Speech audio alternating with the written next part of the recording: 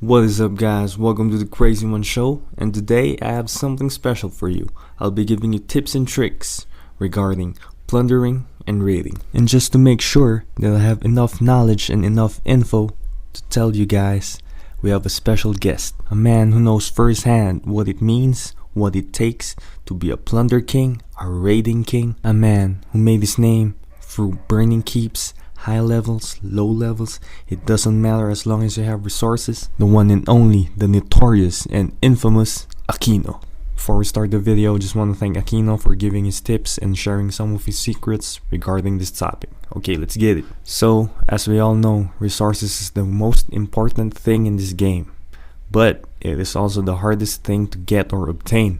And with the recent updates, it's only getting harder and harder, even with creatures having a low drop rate for everything, for bricks, for resources. They had a big dip, and also they buffed the creature's defense, so when you go hunting you get a lot of wounded and it's not worth it, and there's no place to get any more resources but from each other.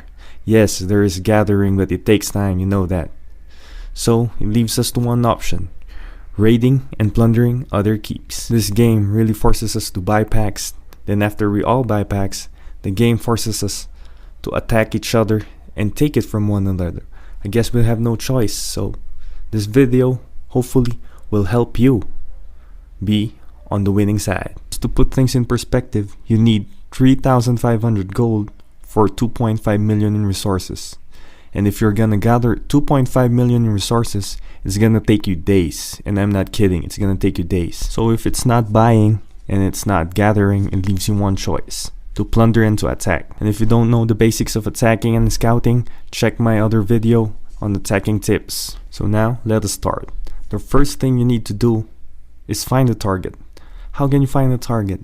You need to scout everything near you. I don't know if I still need to state the obvious, but do not attack people that are way more powerful than you, because even though that they have resources, I doubt it that you can win against them, because they are probably guarded. And even if you attack them, even if you have the same amount of troops, same amount of power, it's nearly impossible because defense is always at an advantage. I already told you that. So this is what I suggest.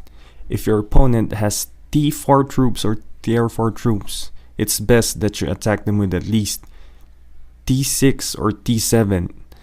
That being said, you need that with a full march, because if your march is 21k or so, that won't work. So when you're sending an attack, just make sure that maybe you're 2 tiers or 3 tiers above the one you're attacking, just to make it safe. And also don't forget to take a look at the total troops that they have, because even if you're 2 levels above them, what if their army's total size is like 10 times your marching size? And that won't look good. Increase your marching size. What you need to do is upgrade your training yard, and by researching command. As for march slots, what you need to do is research stewardship. And when you're done with all that, let's go back to finding a target. If you keep on scouting, you're bound to find someone with resources. As for how long this process takes, it depends. Sometimes it takes me the whole day to find someone with resources, but sometimes it's just my first scout and I find someone and damn. So all you need is patience. And once you found the target, what you need to do is, first you need to gauge how far it is. If the marching time is 5 minutes, then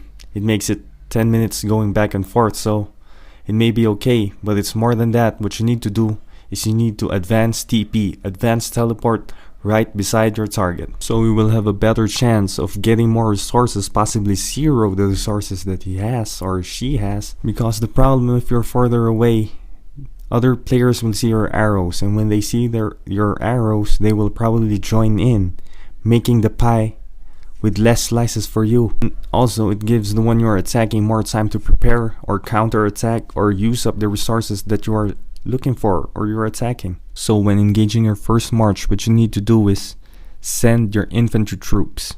Infantry is your foot soldiers. You can train them at your barracks. If your opponent has traps, it's also best to add siege during the attack. So after we have dealt with his army, the next thing we need to worry about is the loot. So there are two things to consider. If you send siege, they have a higher troop load, meaning they can carry more. If you send cavalry or mounted troops, it means they can march faster. So using any of the two or a combination of both will be your best bet. And that being said, don't use archers and infantry when you're looting already. And when you're done, what you need to think about is the repercussions for what you did. You should always be ready for counterattacks after every loot, either from the same person or from the alliance members of the person you attack. So as of now, September 20, I'm gonna give you guys the amount of troops more or less that you need when defending. If you have tier 4 troops or level 4, you need at least 200k. For tier 5 or level 5, you need at least 150k. For tier 6, you need at least 120k. So if you don't have the said number of troops, what you need to do is send your army out. Send them together to a level 6 sawmill, a level 6 farm, or a level 6 quarry just to keep them out of harm's way. And if you can't defend, make sure to use up all the resources you just got. Speed build if you have to. Using a peace shield is also an option, but it costs a lot, so I don't recommend it.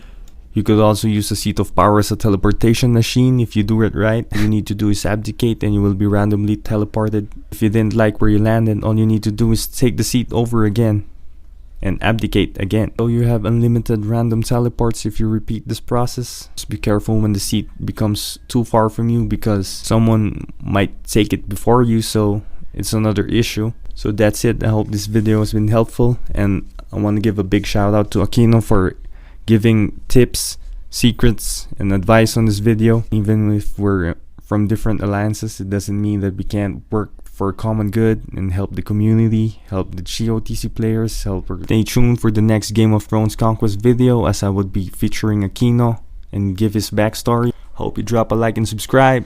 Crazy One out. Peace.